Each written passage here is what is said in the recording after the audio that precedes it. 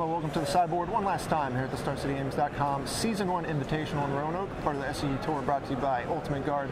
I'm Nick Miller alongside our Season 1 Invitational champion, Brian Coval. Congratulations. With the handshake comes a little bit of hardware. You get this massive trophy, a token of your own likeness on a card, Pro Tour invite, a bunch of cash. How you feeling? Pretty great. Yep. Now, you came up here with another former Invitational champion, Alex Bistecki, one of your teammates for team events, and you guys tested a bunch last night. You got a little bragging rights coming back at him here now. Yeah, and me and him, we're on equal footing now. We need our third teammate, Chris Stagno, to pick it up, win an Invitational. It's a little embarrassing. Chris, you got your work cut out for you. Now, talk about the decks you brought to the table here, because you brought two decks that are off the beaten path. Of course, we saw the D&T list pop up at the Grand Prix, the weekend before, but this Grixis Colossus deck also, people weren't expecting this list. Yep. So the Modern is a format I know, and I play a weekly Modern event and then 2 or 3 special weekend events a month locally in Pittsburgh. And I wanted a deck that was strong against Shadow, strong against Tron, and strong against Affinity. And Death and Taxes is 2.5 of those 3 things. Affinity is a little tough. I tilted my sideboard in that direction, and just hope to play against those decks.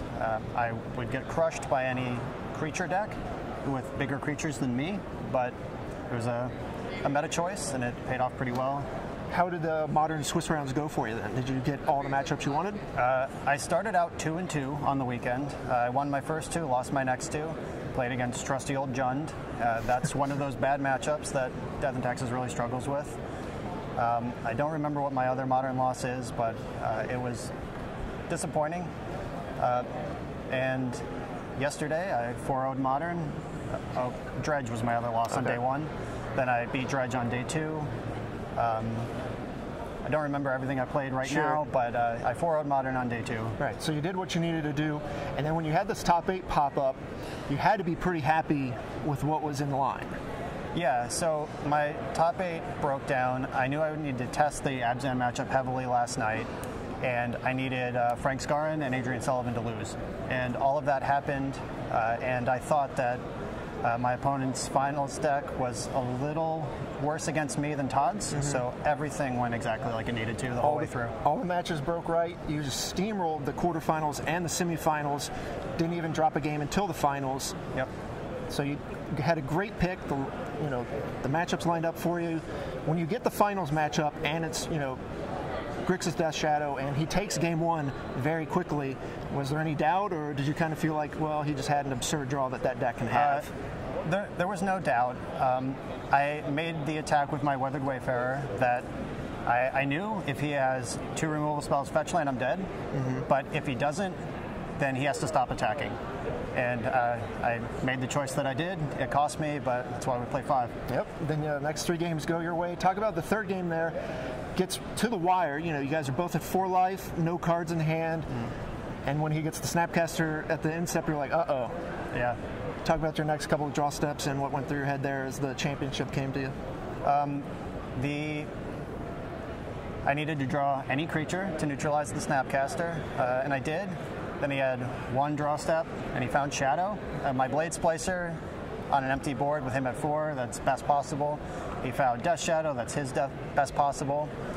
He killed my 2 things, and the King of the World, Thraben Inspector, best card in my deck. Arrived, it's too big to get static casted. I'm happy to throw it under a Death Shadow.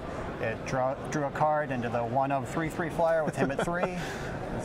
Things broke exactly how you needed there. Can't write this stuff. Now you've got trip to the Pro Tour coming up, so you've got to be pretty excited about that. Yeah, I am. And token. Everyone wants to know what token you're going to be in. I think you're kind of on the fence right now. I'm on the fence between 2. There's the Prowess Monk token, which is a vintage staple. That's my format of choice. It's already been done, though. My alternative is the Monarch. So I have a little bit of thought to do. I'll let the team know once this interview's over, and I give it a few minutes. Now, do you want the typo or non-typo version of the Monarch? Ooh, that's a tough choice. Further decisions need to be made. Well, Brian, you've had a great weekend, a great run through the top 8. You're the champion. I'm going to congratulate you one last time, and I'm going to send it back to Cedric and Craig. I'm going to do that for the rest of all time. Back in the booth.